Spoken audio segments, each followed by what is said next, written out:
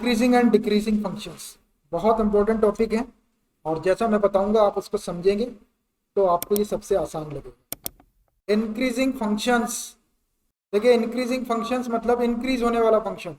पहले फंक्शन छोटा रहेगा, फिर धीरे धीरे फंक्शन इंक्रीज होता चला जाएगा, उसको कहते हैं इंक्रीजिंग फंक्शन। तो पहले मैं इसकी डेफिनेशन बताता हूँ आपको, और फिर इसका डेरिवेटिव की भी अपन बात करें। एक छोटा सा डायग्राम बना लेंगे पहले। एक्स ओ एक्स डैश और ये वाई ओ वाई डैश, ये मैंने कोऑर्डिनेट एक्सिस बना दिया, एक्स एक्सिस और वाई एक्सिस। ठीक है, अब देखिए मान लीजिए एक कर्व है अपने पास, ऐसा जा रहा है वो, फिर वो ऐसा चला गया और फिर वो ऐसा चला गया। ये है कोई curve y is equal to f of x. ठीक है, ऐसा गया और फिर ऐसा गया। इंक्रीजिंग फंक्शन के लिए ऐसा कर्व बना लेना आपको, एक्स एक्सिस और वाई एक्सिस बना लो। यहाँ से यहाँ तक गया कर्व, फिर ऐसा गया और फिर ऐसा चला। अब देखिए मैं इसकी डेफिनेशन लिखता हूँ फिर एक्सप्लेन करूंगा। एक फंक्शन है एफ ऑफ एक्स, इस फंक्शन को इंक्रीजिंग फंक्शन बोलेंगे। एक इंटरवल आई के अंदर, आई आपका एक इंटरवल रहेगा, उसके अंदर बहुत सारे पॉइंट्स रहेंगे। तो a function f of x is said to be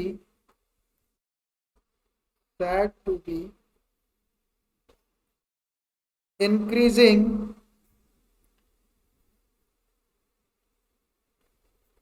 on I को इंटरवल है, if x1 is less than x2 then f of x1 is less than or equal to f of x2.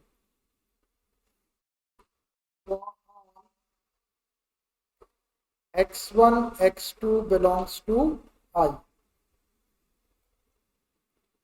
ये आपके increasing function की definition है, ध्यान से लिखेंगे इसको, लिखें।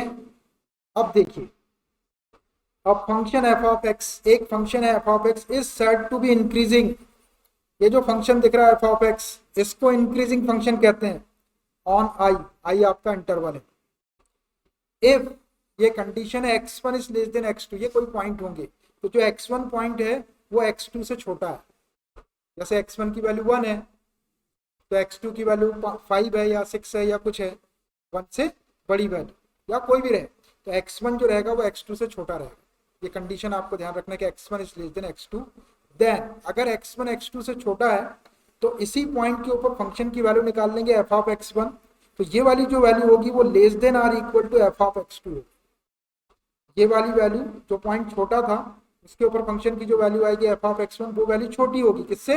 एफ ऑफ x2 से, या फिर उसके इक्वल हो सकती है। x1 is less than x2 रहेगा, देन एफ ऑफ x1 की जो वैल्यू है वो less than or equal to f of x2 रहेगी। मतलब एफ ऑफ x2 से वो छोटी रहेगी हमेशा, क्योंकि छोटे पॉइंट पर फंक्शन की वैल्यू निकाल रहे हैं, x1 छोटा है, और एफ ऑफ x2 बड़ी वैल्यू रहेगी क्योंकि बड़े पॉइंट पर उसकी वैल्यू निकाल रहे हैं। अब देखिए x1 और x2 आपके for all x1 x2 belongs to I, interval के पॉइंट है। अब मान लीजिए यहाँ पर x1 है, ये कोई पॉइंट है x1, ठीक है, और ये कोई पॉइंट है यहाँ पर x2। तो देखो x1 की वैल्यू कितनी होगी, -1 दिख रहा है आपको, 0 से इधर है तो कोई नेगेटिव क्वांटिटी है, और x2 की वैल्यू देखो कोई पॉजिटिव वैल्यू 1 2 3 4 5 10 कुछ भी होगी।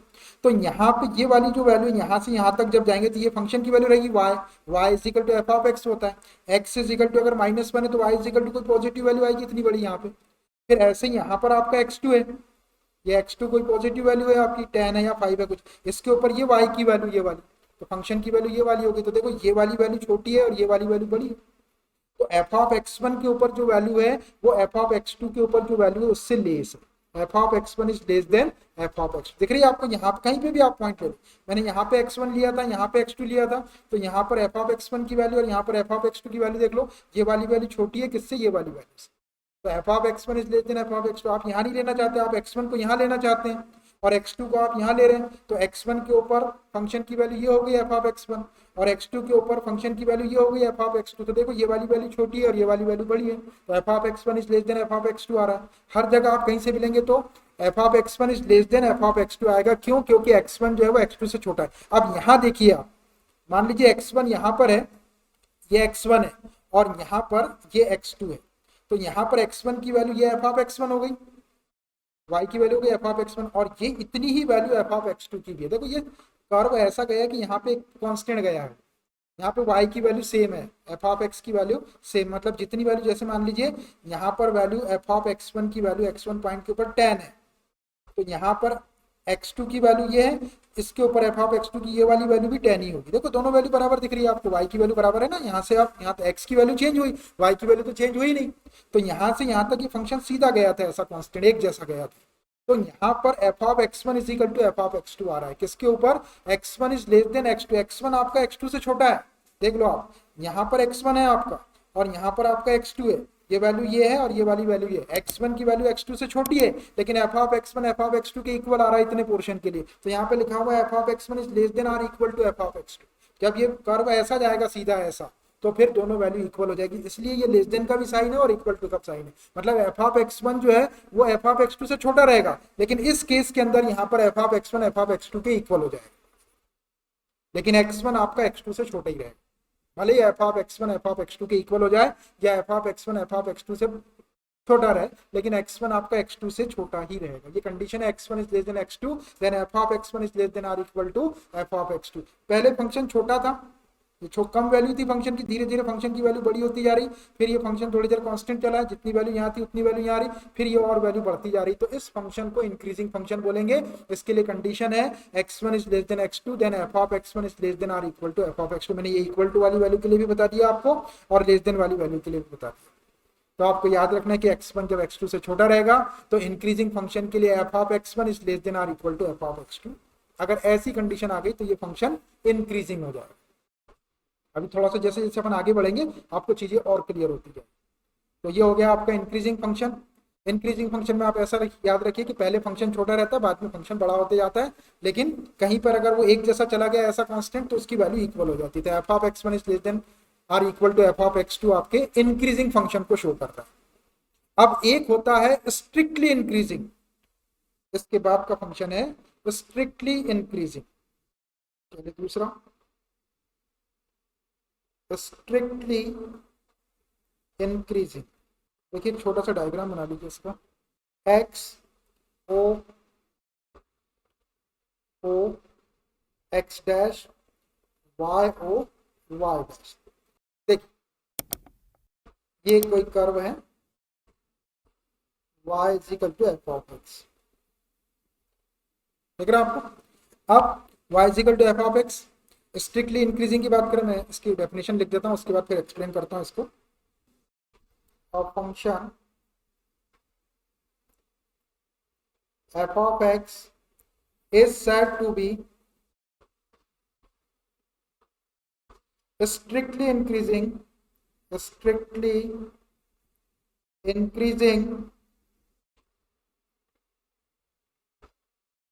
on I if x1 is less than x2, then f of x1 is less than f of x2 for all x1 x2 belongs to I। ध्यान से लिखेंगे, लिखे, चलिए देखिए स्ट्रिक्टली इंक्रीजिंग फंक्शन। स्ट्रिक्टली का मतलब होता है स्ट्रिक्टली इंक्रीज होगा, वो कहीं पर रुकेगा नहीं। जैसे ये यहाँ पे कांस्टेंट हो गई थी इसकी वैल्यू, जितनी वैल्यू यहाँ पे आ रही थी उतनी वैल्यू आपकी यहाँ पे भी, यहाँ से यहाँ तक ये इसकी वैल्यू में कोई चेंजेस नहीं आया, मतलब ये कांस्टेंट हो गया था यहाँ पे थोड़ी देर के लिए इंक्रीजिंग फंक्शन। लेकिन स्ट्रिक्टली इंक्रीजिंग में क्या होगा कि वैल्यू एक बार जो चलना शुरू हुई फंक्शन की तो वो इंक्रीज ही होती चली जाएगी, स्ट्रिक्टली इंक्रीज होती चली जाएगी, उसको कहते हैं स्ट्रिक्टली इंक्रीज। देखो ये आपका सीधा बड़ा ही होते जा रहा है, इसकी वैल्यू कहीं पे भी एक जैसी नहीं आ रही, जैसे इसमें ये एक जैसी आ रही थी यहाँ से यहाँ तक, इसमें ये स्ट्रिक्टली इंक्रीज होते जा रहा है, तो ऐसे फंक्शन को स्ट्रिक्टली इंक्रीजिंग बोलेंगे। डायग्राम इसका ऐसा, आप देखो अब function f of x is said to be strictly increasing. एक फंक्शन एफ ऑफ एक्स है उसको स्ट्रिक्टली इंक्रीजिंग बोला जाएगा ऑन आई, आई को इंटरवल है, if x1 is less than x2, x1 की वैल्यू x2 से लेस है, वही कंडीशन है जो यहाँ पर थी। वही कंडीशन है जो इस इंक्रीजिंग फंक्शन के लिए थी, x1 is less than x2, x1 हमेशा x2 से छोटा रहेगा, then f of x1 is less than f of x2, तो f ऑफ x1 की जो वैल्यू है वो f ऑफ x2 की वैल्यू से लेस हो।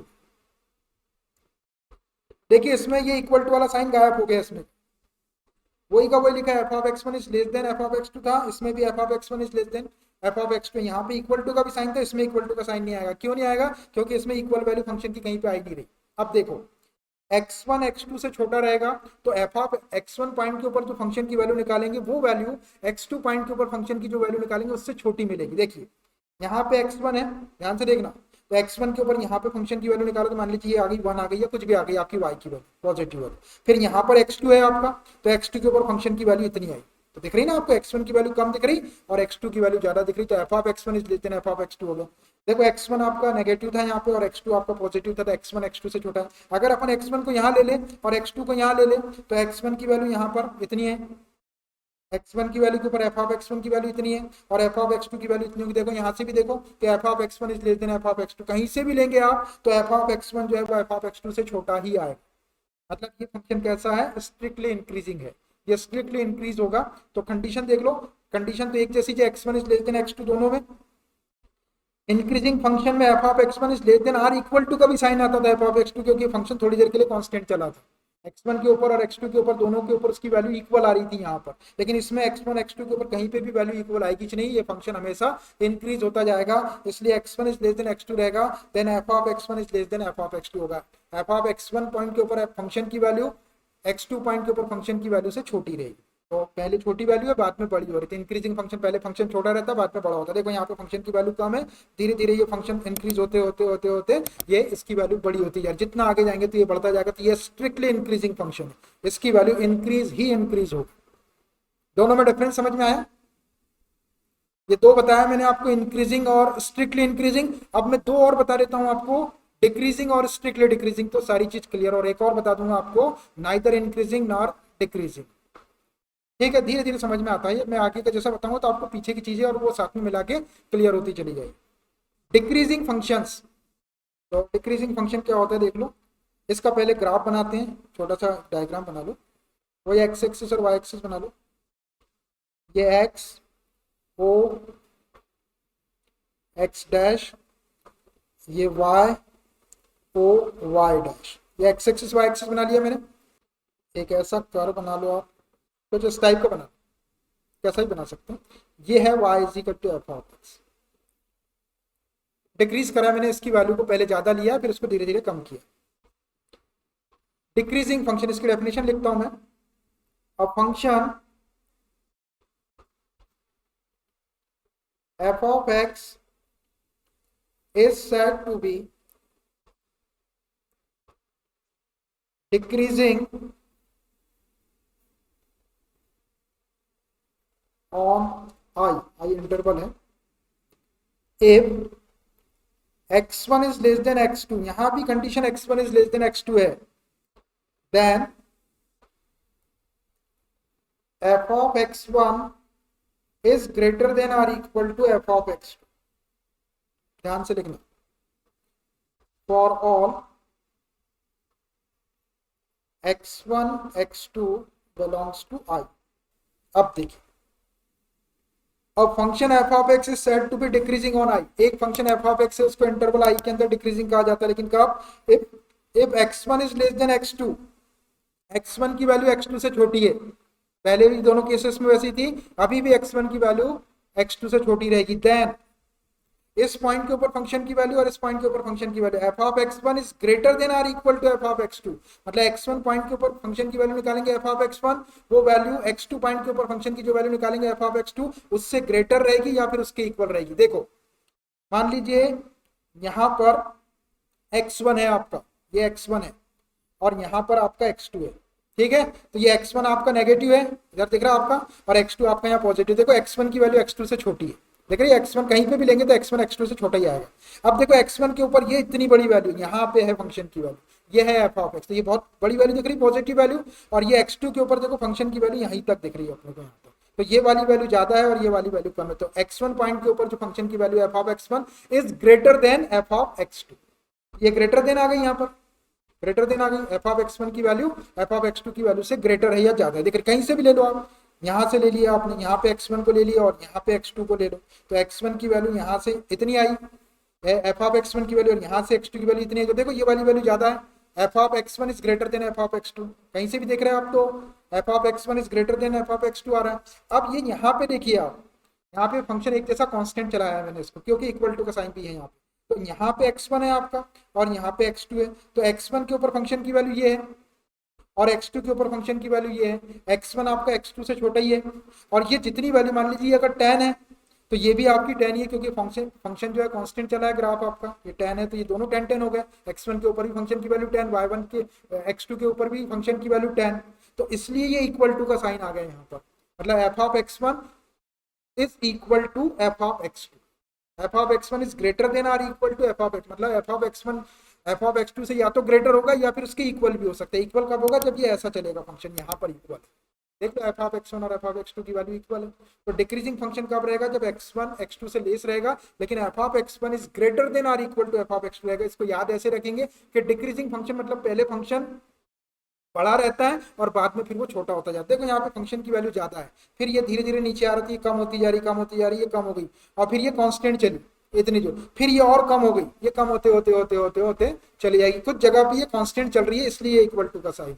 तो आपको सीधा सा दो काम करना है कि x1 is less than x2, ये तो कंडीशन है, डिक्रीजिंग फंक्शन के लिए f of x1 is greater than or equal to f of x2। ये इक्वल टू का साइन क्यों आ रहा है, क्योंकि यहाँ पे फंक्शन कांस्टेंट चल रहा है, एक जैसी वैल्यू हो रही है x1 के ऊपर भी और x2 के ऊपर, और x1 आपका हमेशा x2 से छोटा ही रहेगा। यहाँ पे वैल्यू भले ही इक्वल चल रही, कांस्टेंट चल रही है आपकी, लेकिन x1 की वैल्यू x2 से छोटी है, लेकिन एफ ऑफ x1 की वैल्यू एफ ऑफ x2 की वैल्यू की इक्वल भी आ रही है यहाँ, ये हो गया आपका डिक्रीजिंग फंक्शन। अब इसी से मिलता जुलता स्ट्रिक्टली डिक्रीजिंग, स्ट्रिक्टली डिक्रीजिंग मतलब केवल उसकी वैल्यू डिक्रीज होती जाएगी, चलिए उसको भी लिखते हैं, strictly decreasing function, strictly decreasing function, इसको राइटर से कर देता हूं। अब देखिए स्ट्रिक्टली डिक्रीजिंग का भी एक छोटा सा ग्राफ बना लो आप पहले, ये एक्स एक्सिस और वाई एक्सिस बना लो, एक्स ओ एक्स डैश, ये y O y dash, decrease करना आपको फंक्शन को। देखिए मैंने ऐसा कर बना दिया, ये है y is equal to f of x, देखो यहाँ पे फंक्शन की वैल्यू ज्यादा थी, फिर ये कम होते होते होते होते होते होते होते ये नेगेटिव हो गई और ये डिक्रीज होती जा रही लगातार, इसको कहते हैं स्ट्रिक्टली डिक्रीजिंग। अब इसकी definition of function f of x is said to be strictly decreasing on I, तो इंटरवल है, if x1 is less than x2, then x1 आपका x2 से लेस रहेगा, then f of x1 is greater than f of x2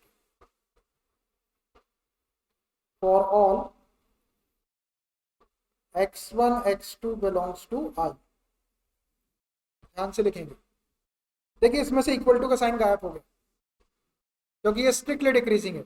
अब देखिए, अब function f of x is said to be strictly decreasing, एक function f of x को strictly decreasing बोलेंगे, लेकिन कब, on I if x1 is less than x2, देखो यहाँ भी x1 की जो वैल्यू है वो x2 से लेस है, then f of x1 is greater than f of x2, तो x1 पॉइंट के ऊपर फंक्शन की जो वैल्यू है वो x2 पॉइंट के ऊपर फंक्शन की जो वैल्यू होगी उससे बड़ी रहेगी, f of x1 is greater than f of x2 for all x1 x2 belongs to I, को इंटरवल से बिलोंग कर रहे हैं।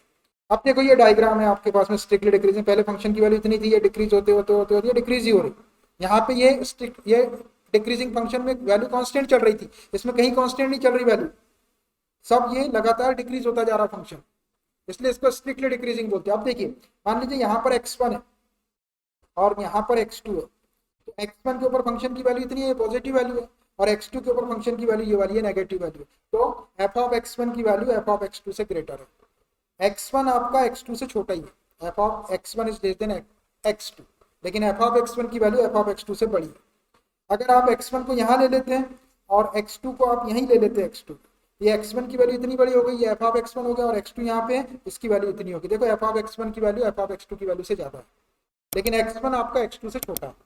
कहीं से भी लेंगे आप तो x1 is less than x2 दिखेगा आपको, और एफ ऑफ x1 की वैल्यू एफ ऑफ x2 से बड़ी आएगी। इसको याद कैसे रखते हैं कि डिक्रीजिंग फंक्शन है तो पहले छोटा फंक्शन रहेगा और बाद में फंक्शन, डिक्रीजिंग फंक्शन पहले बड़ा फंक्शन रहेगा और बाद में छोटा होता जाएगा। देखो इसकी वैल्यू सबसे ज्यादा थी पहले, फिर ये धीरे धीरे कम होते होते होते होते स्ट्रिक्टली डिक्रीज होते होते ऐसी डिक्रीज हो रही है। तो कंडीशन क्या याद रखना, x1 is less than x2 चारों के लिए एक जैसी कंडीशन है, और इसमें डिक्रीजिंग में, स्ट्रिक्टली डिक्रीजिंग में F of x1 is greater then f of x2। अब इसमें इक्वल टू का साइन नहीं आएगा, इक्वल टू डिक्रीजिंग में आता है, इक्वल टू आपका इंक्रीजिंग में आता है, तो स्ट्रिक्टली इंक्रीजिंग में भी आपका खाली लेस देन का साइन आएगा, और स्ट्रिक्टली डिक्रीजिंग में खाली ग्रेटर देन का साइन आएगा। समझ में आया आपको? ये strictly increasing, strictly decreasing, increasing decreasing, चार टाइप के फंक्शन बताया मैंने आपको। कहीं कुछ भी गड़बड़ नहीं करना, किताब में गड़बड़ हो सकता है, अपने बताने में गड़बड़ नहीं होगा, और ना अपने क्वेश्चन करने में कोई प्रॉब्लम आएगी, लेकिन आपको ध्यान से समझना है। स्ट्रिक्टली का मतलब उसके अंदर कोई इक्वल टू वाली वैल्यू नहीं आएगी। इक्वल टू की वैल्यू ये ऐसी आती है, अब ये वैल्यू इक्वल आती है, ग्राफ इक्वल चलता है आपका ऐसा, तो वो इक्वल वैल्यू आती है। स्ट्रिक्टली वाले वर्ड में कोई इक्वल ग्राफ चलेगा ही नहीं आपका, तो उसमें केवल इंक्रीज होगी वैल्यू या केवल डिक्रीज होगी। चार टाइप के फंक्शन हो गए, कंडीशन सब में एक जैसी, x1 is less than x2। Increasing decreasing वाले में ग्रेटर देन लेस देन के साथ में इक्वल टू का साइन भी आएगा, स्ट्रिक्टली इंक्रीजिंग डिक्रीजिंग के साथ में कोई इक्वल टू का साइन नहीं आएगा। इन स्ट्रिक्टली इंक्रीजिंग के लिए f of x1 is less then f of x2 रहेगा, स्ट्रिक्टली डिक्रीजिंग के लिए f of x1 is greater then f of x2 होगा। x1 x2 आपके इंटरवल i से बिलोंग करेंगे, ठीक है। अब एक ऐसा फंक्शन बताता हूं जो ना तो इंक्रीज होगा ना डिक्रीज होगा, ना स्ट्रिक्टली इंक्रीजिंग ना स्ट्रिक्टली डिक्रीजिंग, और उसके बाद फिर इसके डेरिवेटिव बताता हूं। Neither increasing nor decreasing function, neither increasing nor decreasing function. देखिए neither increasing nor decreasing function नाम से क्लियर है, ना तो फंक्शन इंक्रीजिंग होगा और ना ही डिक्रीजिंग होगा। अब आपको इंक्रीजिंग डिक्रीजिंग पता है, ऐसा फंक्शन जिसकी वैल्यू इंक्रीज होती जाती है उसको इंक्रीजिंग फंक्शन कहते हैं, ऐसा फंक्शन जिसकी वैल्यू डिक्रीज होती जाती है उसको डिक्रीजिंग फंक्शन कहते हैं। स्ट्रिक्टली इंक्रीजिंग स्ट्रिक्टली डिक्रीजिंग भी पता आपको। तो अब वो फंक्शन ना तो इंक्रीजिंग होगा, ना तो वैल्यू उसकी वैल्यू इंक्रीज होगी और ना ही डिक्रीज होगी, ऐसे फंक्शन को इंक्रीजिंग डिक्रीजिंग फंक्शन बोलेंगे। एक ग्राफ बताता हूँ, इसको छोटा सा बना लो आप, ऐसी एक्स एक्सिस और वाई एक्सिस, ये एक्स ओ एक्स डैश और ये वाई ओ वाई डैश बना, एक्स एक्सिस वाई एक्सिस। देखिए इसका ग्राफ कुछ ऐसा है, ये कोई फंक्शन कोई भी हो सकता है, ये है y is equal to f of, बना, कुछ भी बना दो ऐसा ऐसा। अब देखो ये फंक्शन है, ये कोई पॉइंट है यहाँ पे, इसको अपन ये चला रहे ग्राफ को, तो देखो इसकी वैल्यू इंक्रीज होती जा रही है, यहाँ तक आया था ये इंक्रीज हुआ, पॉजिटिव वैल्यू होती जा रही। अभी यहाँ के बाद में अब ये धीरे धीरे धीरे धीरे इसकी वैल्यू कम है, पहले वैल्यू इंक्रीज हो रही थी, यहाँ तक इंक्रीज हुई, तो उसके बाद में धीरे धीरे डिक्रीज हो रही, फिर ये डिक्रीज हो रही डिक्रीज हो रही, ये डिक्रीज हुई यहाँ तक, अब फिर से इंक्रीज होना शुरू हुई, यहाँ से ये इंक्रीज होते होते यहाँ तक, अब फिर से कम होना शुरू हो गई, ये कम होते होते होते यहाँ तक, फिर ये और इंक्रीज हो रही यहाँ तक आ गई, फिर ये कम हो रही डिक्रीज हो रही, फिर यहाँ से इंक्रीज हो रही, फिर ये डिक्रीज हो रही। मतलब कहीं पे वैल्यू इंक्रीज हो रही, कहीं पे डिक्रीज हो रही, एक जैसी वैल्यू नहीं मिल रही, या तो इंक्रीजिंग इंक्रीजिंग भी नहीं मिल रही अपने को, या डिक्रीजिंग डिक्रीजिंग भी नहीं मिल रही। तो ऐसे फंक्शन को जो एक इंटरवल के अंदर इंक्रीज भी हो रही है और डिक्रीज भी हो रही है, इंटरवल आई है अपना, आई के अंदर बहुत सारे पॉइंट्स होंगे, तो उसके ऊपर वैल्यू इंक्रीज भी हो रही डिक्रीज भी हो रही, ऐसे फंक्शन को कहते हैं neither increasing function not decreasing function. अभी आपने इसके पहले चार फंक्शन देखे, तो उसमें आपको वैल्यू दिखी होगी, या तो वैल्यू इंक्रीज हो रही थी या वैल्यू डिक्रीज हो रही थी, और जिस फंक्शन में वैल्यू एक जैसी चली कांस्टेंट, उसमें अपन ने इक्वल टू का साइन लगा था। लेकिन वैल्यू इंक्रीज हो रही थी या डिक्रीज हो रही थी, इसमें आप देख रहे हैं इस ग्राफ के थ्रू कि वैल्यू इंक्रीज हो रही डिक्रीज हो रही, इंक्रीज हो रही डिक्रीज हो रही, एक जैसी वैल्यू नहीं मिल रही। तो ऐसे फंक्शन को जो नाटक कर रहा है, कहीं पे इंक्रीज करा रहा है अपनी वैल्यू को, कहीं पे डिक्रीज करा रहा है, तो इसका नाम रख दिया नाइदर इंक्रीजिंग नॉट डिक्रीजिंग। जा बेटा गैस कर, नाइदर इंक्रीजिंग नॉट डिक्रीजिंग के साथ खत्म हो गई बात, ठीक है। समझ में आया नाइदर इंक्रीजिंग नॉट डिक्रीजिंग। तो ये मैंने आपको 5 टाइप के फंक्शन बता दिए, कि आई होप के यू अंडरस्टूड दिस। अब मैं आपको इन 5 फंक्शन के डेरिवेटिव बताता हूं। तो कभी कभी क्वेश्चन अपने को ये जो डेफिनेशन मैंने बताया इसके थ्रू भी करना होता, और ज़्यादातर केसेस में अपन डेरिवेटिव का यूज़ करके फंक्शन को इंक्रीजिंग है या डिक्रीजिंग है वो पता लगाएंगे, लेकिन अपने को दोनों चीज़ें पता होना चाहिए।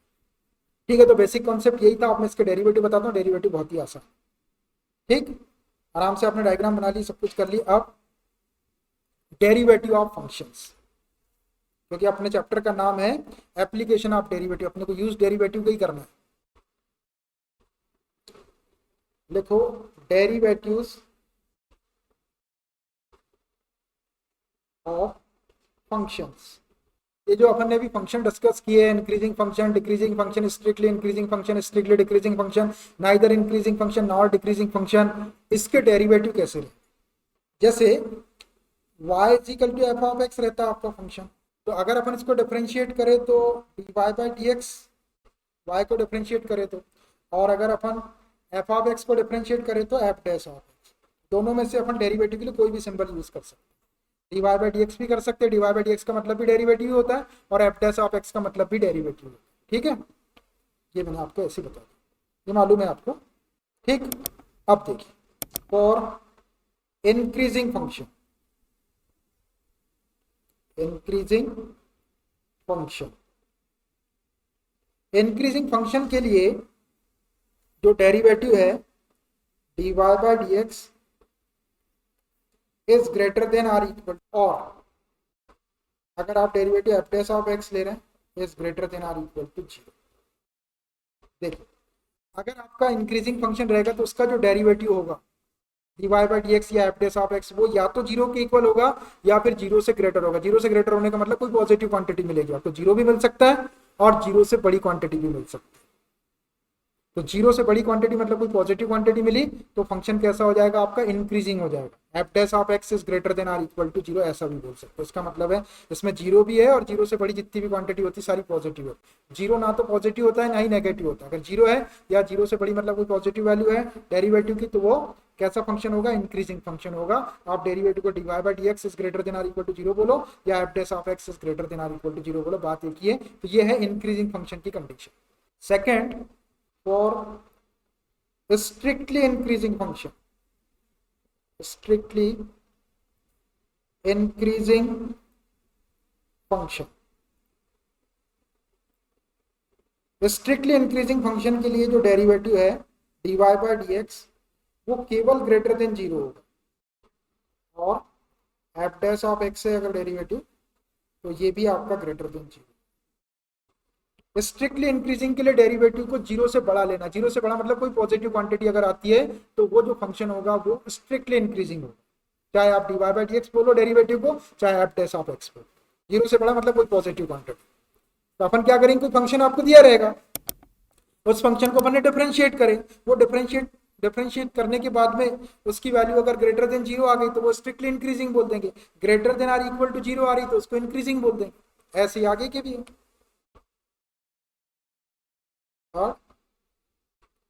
For decreasing function, decreasing function के लिए जो डेरिवेटिव होगा dy by d x is less than or equal to 0, और अगर derivative f dash of x है तो less than or equal to 0। Decreasing function के लिए डेरिवेटिव या तो 0 से छोटा होगा या फिर 0 से लेस होगा। 0 से लेस का मतलब नेगेटिव क्वांटिटी आएगी या फिर 0 आएगा। तो dy by d x is less than or equal to 0 बोलो या f dash of x is less than or equal to 0 बोलो। किसके लिए, डिक्रीजिंग फंक्शन। डिक्रीजिंग फंक्शन के लिए इक्वल टू का साइन आ रहा, इंक्रीजिंग के लिए भी इक्वल टू का साइन आ रहा था। स्ट्रिक्टली इंक्रीजिंग और स्ट्रिक्टली डिक्रीजिंग में इक्वल टू का साइन नहीं आता। एक और 4th नंबर का, for strictly decreasing function, decreasing function, strictly decreasing function के लिए derivative dy by d x is less then 0, derivative 0 से लेस होगा, और एफ डैश ऑफ एक्स ले लो डेरिवेटिव को तो भी लेस देन 0। स्ट्रिक्टली डिक्रीजिंग में डेरिवेटिव को लेस देन 0 मतलब कोई नेगेटिव क्वांटिटी आएगी तो वो स्ट्रिक्टली डिक्रीजिंग होगा, F dash of x is less then 0, ऐसा भी बोल सकते हैं। देखो चारों चीजें क्लियर हो गई। इंक्रीजिंग के लिए derivative greater than or equal to 0 आएगा, स्ट्रिक्टली इंक्रीजिंग के लिए डेरिवेटिव केवल ग्रेटर देन 0 आएगा, डिक्रीजिंग फंक्शन के लिए derivative less than or equal to 0 आएगा, 0 या कोई नेगेटिव क्वांटिटी, और स्ट्रिक्टली डिक्रीजिंग के लिए डेरिवेटिव लेस देन 0 आएगा मतलब नेगेटिव क्वांटिटी आएगी। ये 4 टाइप के फंक्शन हो गए। अब एक 5वां फंक्शन कौन सा? वही वाला, नाइदर इंक्रीजिंग नॉर डिक्रीजिंग। इसको ध्यान से लिखना। Neither increasing nor decreasing function dy by dx or f dash of x does not have the same sign in the given interval. For neither increasing nor decreasing functions dy by dx और f dash of x ये derivative है, does not have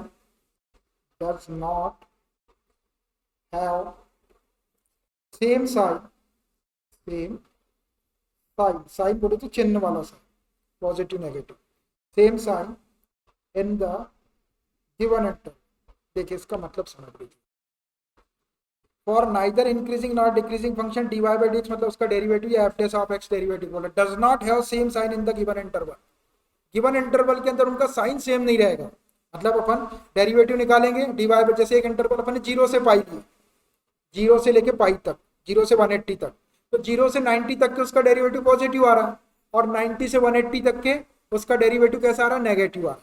जैसे कोई cos वाला function है, अपन ने derivative निकाले F dash of x निकाले तो वो कॉस एक्स आ गया, तो कॉस एक्स की वैल्यू 0 से 90 में पॉजिटिव होती है लेकिन 90 से 180 में नेगेटिव होती है। और अपने को इंटरवल 0 से पाई तक दिया था, तो 0 से पाई तक का जो इंटरवल है इसके अंदर इसका डेरिवेटिव सेम साइन नहीं है उसके। फर्स्ट हाफ के अंदर मतलब 0 से 90 तक के उसका पॉजिटिव साइन है डेरिवेटिव का, और 90 से 180 तक के उसका साइन नेगेटिव है, मतलब वो does not have the same sign in the given interval. तो ऐसे फंक्शन को जिसका डेरिवेटिव गिवन इंटरवल में सेम साइन नहीं देगा, मतलब या तो पॉजिटिव पॉजिटिव दे दे, वो या तो 0 से बड़ा रहे या 0 से छोटा रहे, या तो पॉजिटिव साइन दे दे या नेगेटिव साइन दे दे। लेकिन अगर वो एक जैसा साइन नहीं दे रहा, कहीं पॉजिटिव दे रहा कहीं नेगेटिव दे रहा, एक ही इंटरवल के अंदर, तो उस फंक्शन को neither increasing not decreasing function बोला जाए। गिवन इंटरवल के अंदर जो भी इंटरवल आपको गिवन रहेगा क्वेश्चन में, उसके अंदर उसका डेरिवेटिव निकालेंगे और डेरिवेटिव का साइन चेक करेंगे कि पॉजिटिव है या नेगेटिव है। तो 0 से 90 तक की वो पॉजिटिव दे दिया उसने और 90 से 180 तक की वो नेगेटिव दे रहा है, तो ऐसे फंक्शन को अपन बोलेंगे कि neither increasing nor decreasing function. That's it.